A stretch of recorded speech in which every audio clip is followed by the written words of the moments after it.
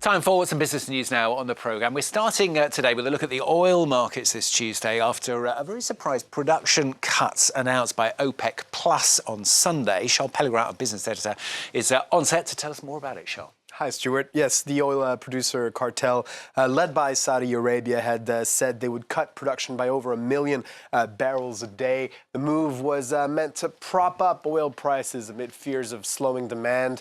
The price fell below $70 a barrel last month, in the middle of a bank scare. Now, on Monday, following the announcement, the prices of both benchmarks for oil, the West Texas Intermediate and the Brent crude, soared more than 6%, the biggest increase in over a year. And these gains are continuing this Tuesday, with both benchmarks trading up slightly, well over the $80 a barrel mark. As you can see, the West Texas Intermediate up just around two-thirds of a percent, over $80 a barrel, almost $81 a barrel. And the Brent crude up over 0.5%, over $83 a barrel, almost $84 a barrel. Earlier, France 24 spoke to Xfinity Group's Han Tan, and he expects oil prices to stay high in the near future. Oil is still pushing higher as we speak, adding to yesterday's gains of over 6%.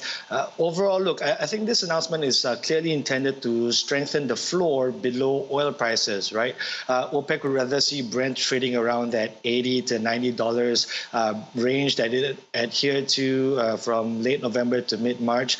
And when that range was broken a couple of weeks ago due to the banking scares that we saw from a couple of weeks ago, then in stepped OPEC, right, with that unexpected supply cut. So overall, we expect moving forward, oil prices to stay higher rather than drop substantially from current levels in the months ahead.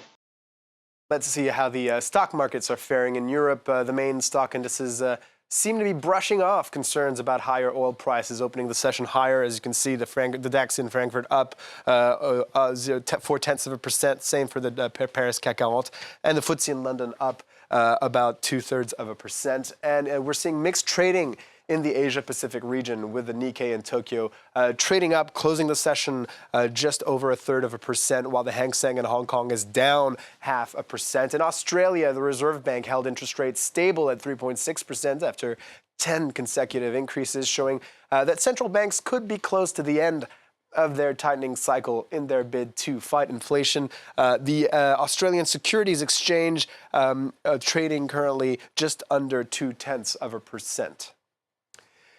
And the space race is over for Virgin Orbit. The rocket launch company has filed for bankruptcy this Tuesday, 15 months after it went public. Sir Richard Branson's space venture had spent weeks in crisis talks to secure new funding.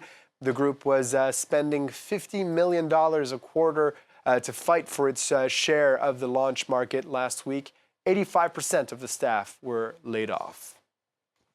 In the U.S., Disney CEO Bob Iger has criticized Florida Governor and presidential hopeful Ron DeSantis for being, quote, anti-business. This is part of an ongoing feud between the entertainment giant and DeSantis that started when Disney voiced its opposition to a state law banning education on LGBT issues in schools.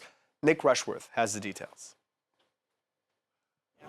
A Disney-DeSantis war over the Magic Kingdom in Florida, with Disney CEO Bob Iger slamming Florida's right-wing Republican Governor Ron DeSantis for moving against the company over its opposition to his right-wing political agenda. In our schools. Speaking at the annual shareholders meeting, the Disney boss said, "These efforts simply to retaliate for a position the company took sounds not just anti-business, but it sounds anti-Florida." DeSantis seized control of Disney World's self-governing district in the state in February, hailing the end of the corporate kingdom. Disney had angered him last year after criticizing a law banning school lessons on sexual orientation. DeSantis has spent much of his time as governor blasting Democrats' wokeness and has positioned himself as the Republican alternative to Donald Trump for the 2024 presidential race. Here I stand. I'm not backing down. Much is at stake in the state in the standoff between the corporate giant and the political climber. Disney employs 75,000 people in Florida and will welcome 50 million visitors to its theme park there this year.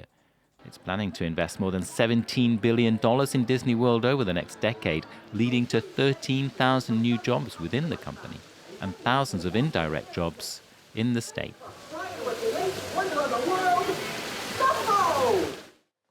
And let's end with a new item for sale in the United Kingdom. Stamps featuring King Charles III. He'll appear on new stamps, as you can see, without a crown, sold on the Royal Mail website. However, the existing stock of stamps with a portrait of the late Queen Elizabeth II will have to be exhausted before Brits can buy stamps featuring their new monarch at their local retailer or post office.